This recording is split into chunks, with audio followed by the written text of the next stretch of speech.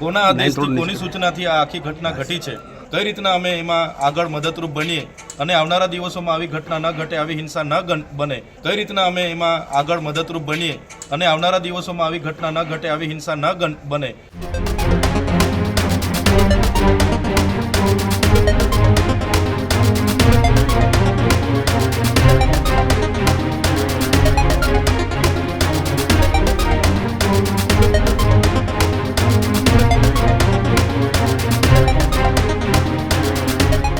સમાચારોમાં આગળ વાત કરીએ મહત્વપૂર્ણ સમાચારની કે અંબાજીના દાતાના પાડલિયા ગામ ખાતે જે આદિવાસીઓ અને પોલીસ વચ્ચે ઘર્ષણ થયું હતું તે મામલે હવે રાજનીતિ પણ તે થઈ છે.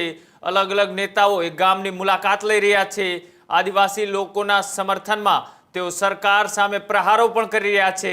ત્યારે આજે એ ડેડિયાપાડાના ધારાસભ્ય ચૈતર વસાવા પણ અંબાજીમાં આદિવાસી અને પોલીસ વચ્ચે બબાલના મામલે ત્યાં પહોંચ્યા છે. આપ ધારાસભ્ય ચૈતર વસાવાએ આજે પાડલિયા ગામની મુલાકાતે જશે.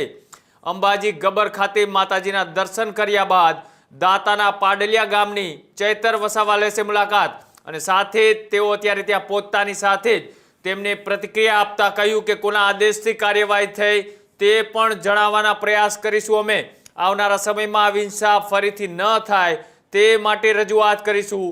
આદિવાસીઓના હક અને આદિવાસીઓની સમાનતાને લઈ પણ ચૈતર વસાવાએ અનેક સવાલો ઉઠાવ્યા. સાથે જ એ આદિવાસીઓ ઉપર જે દમન ગુજારવામાં આવી રહ્યું છે તેવા પણ આક્ષેપો ચૈતર વસાવાએ કર્યા. અને જે રીતના એ આ ગામમાં બબાલ થઈ હતી ત્યારબાદ ત્યાં ચુસ્ત પોલીસ બંદોબસ્ત ગોઠવી દેવામાં આવ્યો છે. એ ગામની અંદર જે બબાલ બાદ અનેક પોલીસ અને વનકર્મીઓ છે તે ઇજાગ્રસ્ત થયા હતા. તેમને પાલનપુર ખાતે હોસ્પિટલમાં ખસેડવામાં આવ્યા હતા. ત્યાં પણ અનેક નેતાઓએ તેમની મુલાકાત લીધી હતી. તો આદિવાસીઓના સમર્થનમાં આજે ચૈતર વસાવા એ માતાજીના દર્શન કર્યા બાદ એ પાડલિયા ગામ ખાતે જતા પહેલા તેમને પ્રતિક્રિયા આપી અને શું કહ્યું આવો તે પણ જોઈએ. શું માતાજીના દર્શન કર્યા છે, શું આશીર્વાદ લીધા છે અને ખાસ કરીને પાડલિયા જઈ રહ્યા છો, શું ઉદ્દેશ સાથે નીકળ્યા છે? આજે આદ્યશક્તિ માતાજીને અમે દર્શન કર્યા છે અને હાલમાં જે પાડલિયા ખાતે જે હિંસક ઘટના ઘટી હતી ત્યાંની મુલાકાતે જઈ રહેલા છે. ત્યાંની સત્ય હકીકત જાણવા માટે અમે જઈ રહેલા છે.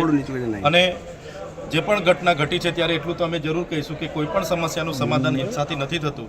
છતાં હિંસા થયેલી છે ત્યારે તેના મૂળમાં જઈને કોના આદેશથી કોની સૂચનાથી આ આખી ઘટના ઘટી છે અને એમાં જે કાનૂની કાર્યવાહી થયેલી છે ત્યારે કાનૂની કાર્યવાહીમાં પણ આવનારા દિવસોમાં એ બંને પક્ષોને કઈ રીતના અમે એમાં આગળ મદદરૂપ બનીએ અને આવનારા દિવસોમાં આવી ઘટના ન ઘટે, આવી હિંસા ન બને એ માટેની અમે કઈ રીતના પ્રયાસો કરીએ, મદદરૂપ થાય એને લઈને આજે અમે ત્યાં મુલાકાતે જઈએ છીએ. ત્યાં જઈશું, ત્યાં સ્થળની મુલાકાત કરીશું, લોકોની મુલાકાત કરીશું, જાણીશું અને બાદમાં સત્ય હકીકત સૌને અમે જણાવીશું.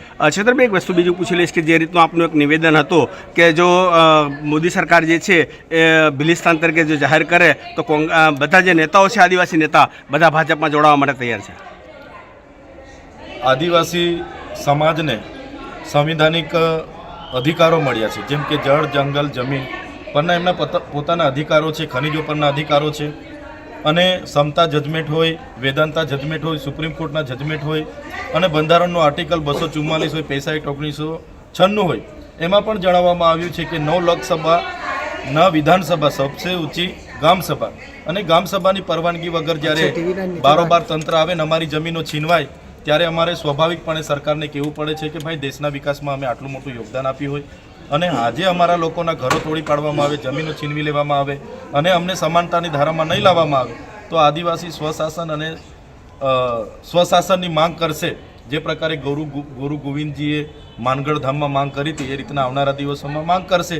અને તમે જોયું હશે માનનીય દેશના વડાપ્રધાન શ્રી નરેન્દ્રભાઈ મોદીજી પણ અમારા ડેડિયાપાડામાં આવ્યા અને એમણે પણ કીધું, આગળ અમિત શાહ પંચમહાલમાં આવ્યા હતા, એમણે પણ કીધું હતું કે આવનારા દિવસોમાં દેશના 29મા રાજ્ય માટે વિચારીશું. અને 1-2 દિવસની વાત નથી, વર્ષો વીતશે પણ મને લાગે છે દેશનું 29મું રાજ્ય જ્યારે બનશે ત્યારે ભીલ પ્રદેશ અસ્તિત્વમાં આવશે. જ્યારે આવશે ત્યારે આ જે નેતાઓ છે આદિવાસી નેતાઓ ભાજપમાં જોડાશે.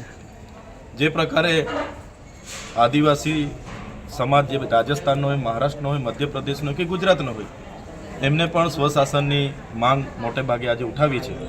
અને બંધારણની જોગવાઈ છે, ભાગ 3માં તમે જોશો ભાષાની આધારે રાજ્ય બન્યા છે, જાતિના આધારે રાજ્ય બન્યા છે.